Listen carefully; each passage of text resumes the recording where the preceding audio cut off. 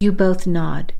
Trevor's beeper sounds, and after checking her message, she says, I have to go now. When you exit this room, turn left. You'll see the common room on your right and the cafeteria at the far end of the hall. It's only open for 1 hour at each meal, so be there on time or you'll miss out. In the common room, all rules and regulations are posted, and everything that applies to the patients applies to you as well. As she walks quickly toward the door, she turns and adds, Wait here for the nurse. I'll see you both tomorrow. When the door closes behind Trevor, you say angrily, I can't believe how indifferent that woman is. She acted like this massive terrorist attack and potential supervolcano was just another day at the office. I mean, thank God our families are okay, but still, doesn't it seem weirdly calm around here? I know, says Matthew, confused. You'd think everyone would be running around freaking out, but no one seems upset. So what do you think? Do you think there could be a supervolcano eruption right here in Utah? The supervolcano doesn't make sense, says Matthew slowly. I mean, it's a definite possibility in Yellowstone. There's all kinds of evidence already. It's just a matter of time. But I haven't heard anything about an active caldera here in the desert. Do you think it's something the government would keep secret? You say, placing your hands on your knees, hoping Matthew won't notice your hands trembling. Matthew takes a deep breath and says, Well, it's possible. It wouldn't be easy to see it coming until it's too late. How bad could it be? A supervolcano is nothing like anything you've ever seen, Matthew says heavily. The last eruption here in the Utah desert was 5,000 times larger than Mount St. Helens, and the lava covered 12,000 square miles. And in some places, it was 13,000 feet thick. Do you think that could really happen again? You say anxiously. Well, you can't rule it out. How long do you think it will take before they decide that the volcano isn't going to erupt? I mean, I know you couldn't possibly know that for sure, but what do you think? You say, hoping for even the smallest amount of good news. Oh, I don't know. My best guess is that if it hasn't erupted or gotten worse over the next 2 or 3 weeks, they'll probably open things up and let us go home. You nod and smile slightly.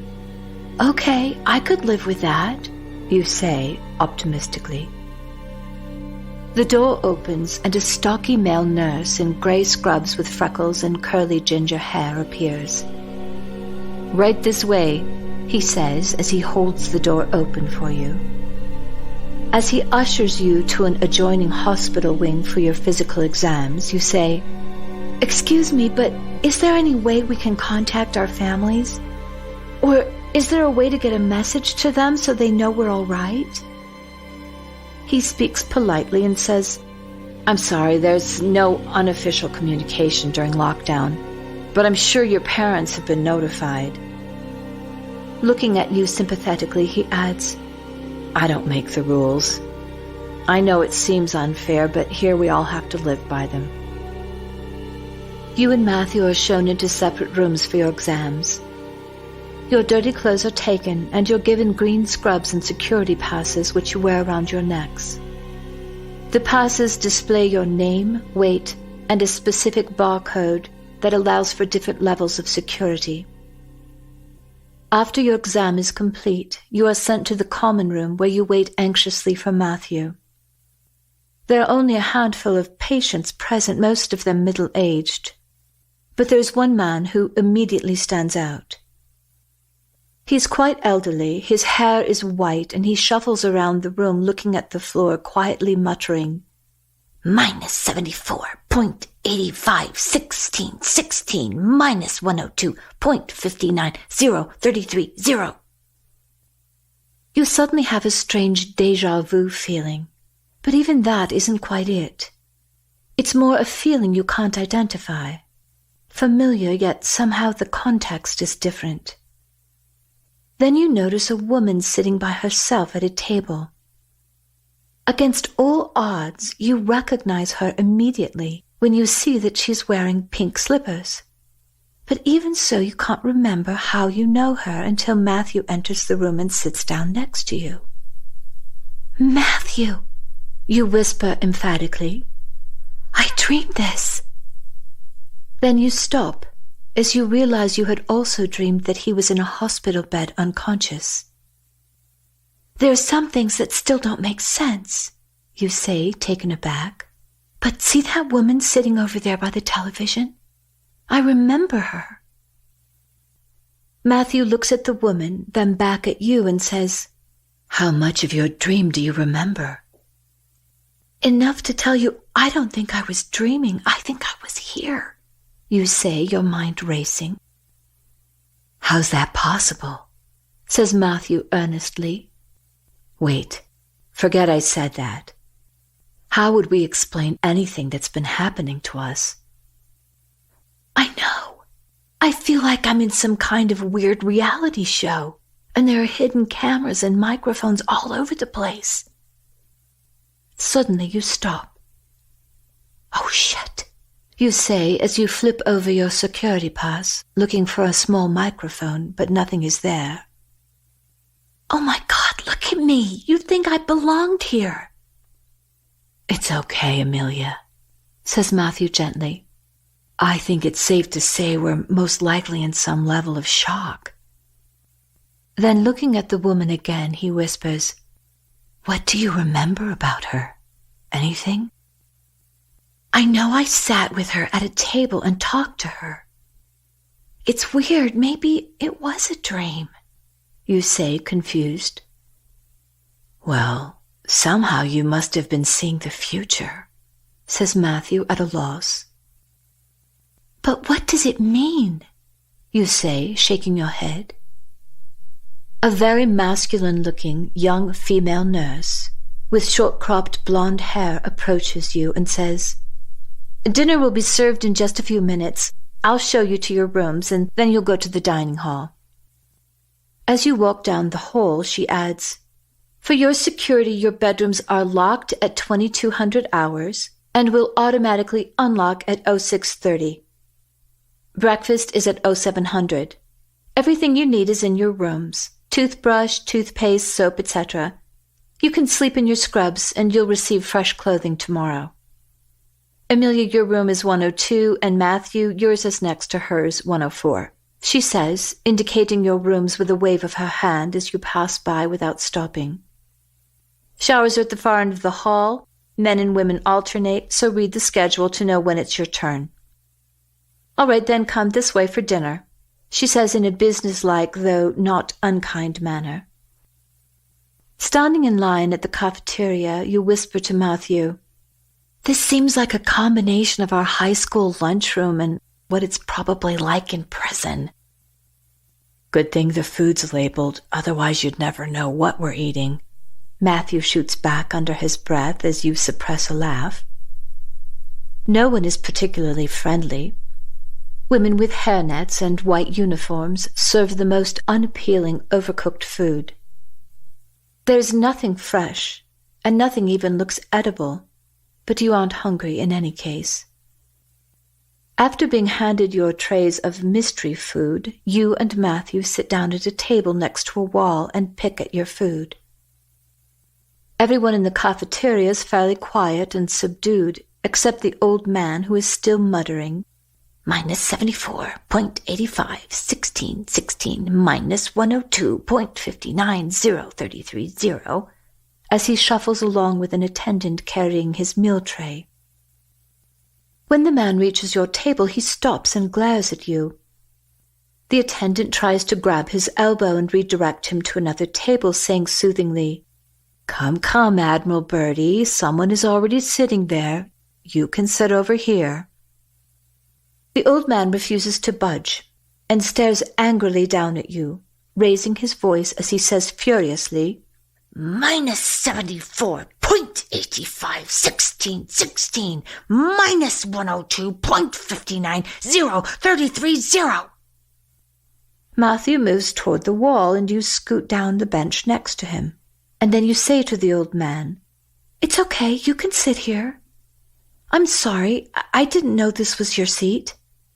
With that, Admiral Birdie sits down and says sweetly, "Minus 74.851616.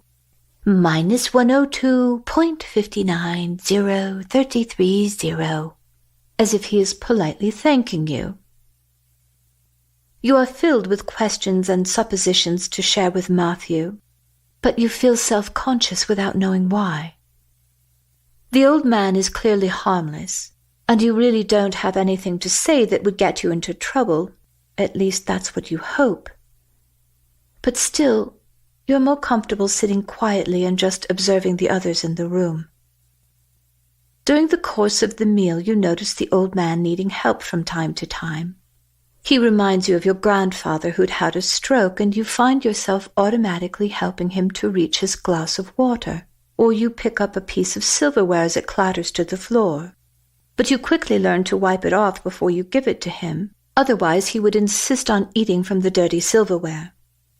Other than that, he pays no more attention to you than if you had been one of his attendants. After dinner, It's a Wonderful Life is playing in the common room and seems like a strange choice, given the recent traumatic events. But maybe no one in the ward knows what's happening. Sitting next to Matthew on a well-worn couch, you watch the movie and quickly gather that it must have been Admiral Birdie's turn to choose, as he takes it all in with glowing eyes and in complete silence, as if he'd never seen it before and is trying to take in every word. It's popcorn night, but the old man pays no attention. He is glued to the screen, his lips mouthing the words of each and every character.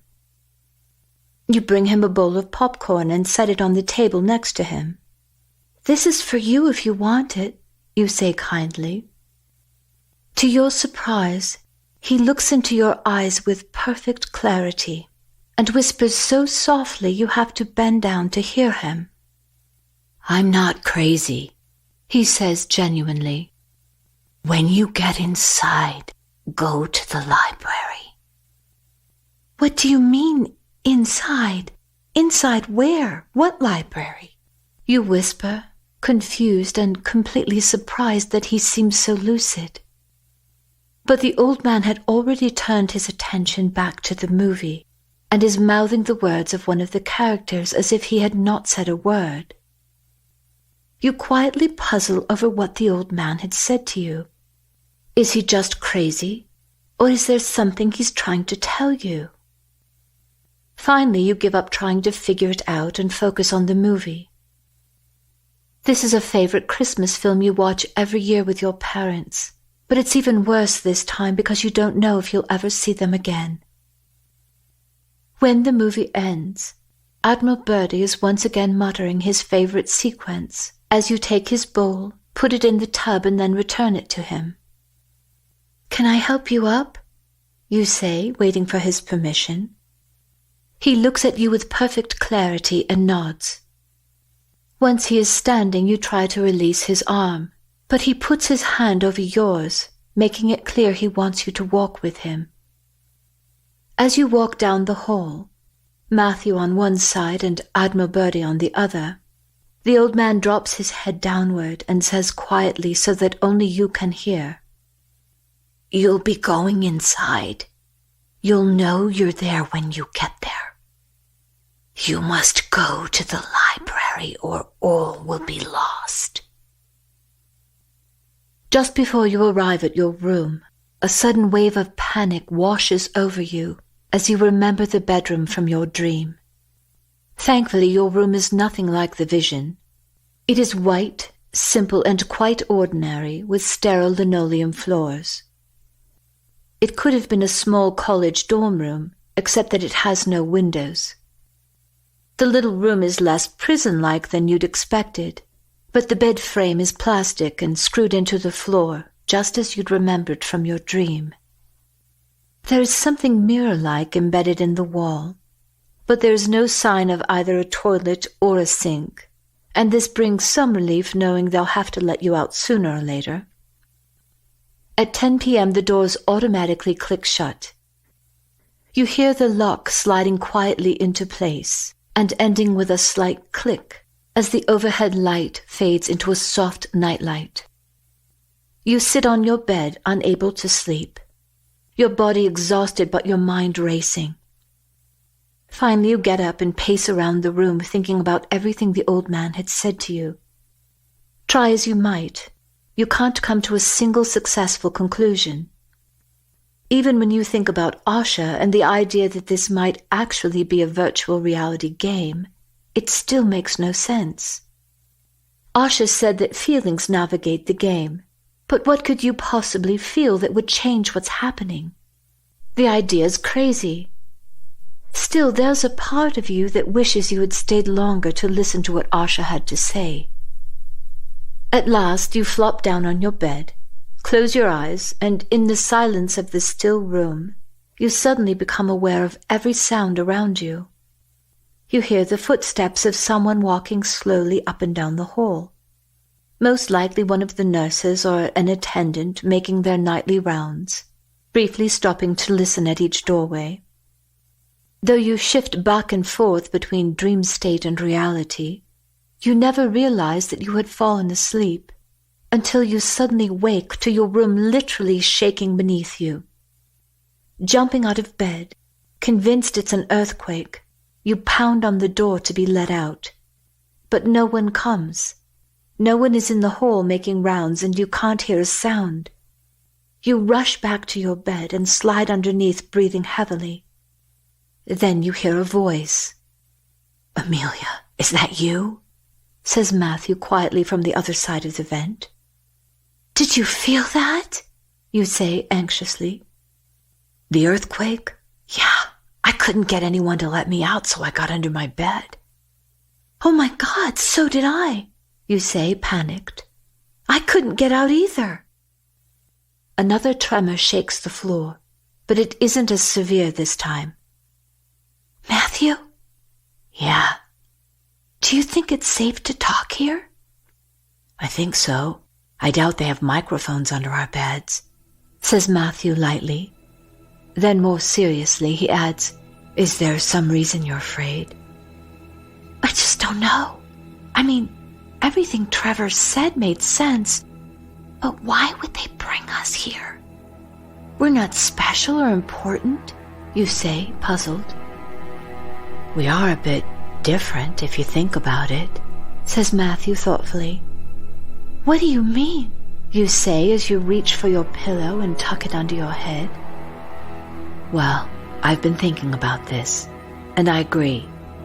Why would they bring us to a place that is so top secret? There's not even a rumor about something like this existing. And like you, I was thinking that we're just a couple of high school kids.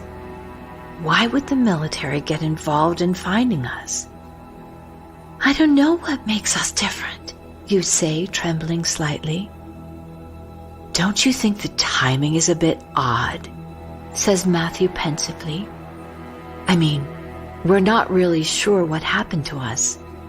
Did we die and come back to life? Were we really in another dimension? If so, where did we go? How did we get there? And even more importantly, how did we get back? But if they didn't even know we were lost, then how did they even know where to come look for us?" "That's my point. This place must be beyond top secret," says Matthew, concerned. "That's what I was thinking too," you say uncomfortably. "The question of why they brought us here isn't nearly as important as why would they let us leave?"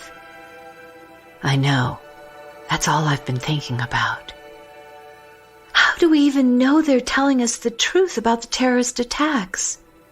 I never felt anything last night, did you?" "No, I didn't feel anything either. But it is possible, given the fact that the caldera could be over 50 miles in diameter, that the detonations were too far away for us to feel." Maybe, but I think if it's real, they'll show some footage. And if they don't? Well, I just won't believe it until I see it, you say definitively. I'm with you. But even if we see the footage, there's still a lot of unanswered questions. I know, and I think we need to be careful, especially with what we say to each other. Yeah, I agree. I wish we could stay and talk, but I don't want anyone to get suspicious. You're right. How about if we just meet here quickly if we ever have an emergency? Okay. Good night, Matthew. Good night, Amelia. You climb back into bed, and then quite suddenly you find yourself in a familiar dream. You see the psychic woman with her cards spread out on the table, but it's as if you're trying to see her through a dense gray mist. At last you fall into a deep sleep, only to wake up moments later with the bedroom light shining painfully in your eyes. Blinking and feeling as if you've been drugged, you slowly sit up and hear the door automatically unlock. You want nothing more than to stay in bed, but clearly that isn't going to be an option. Outside your bedroom door, you find a duffel bag with army boots, a few t-shirts, a light jacket and cargo pants, among several other things. You dress quickly, but from the moment you walk out of the bedroom, everything seems surreal. Artificial lights, artificial people, and artificial food. Nothing is real. Matthew sits down next to you at breakfast, and though you are both careful with your words, he reaches out and holds your hand reassuringly for a few moments. After breakfast, a nurse escorts you into the conference room.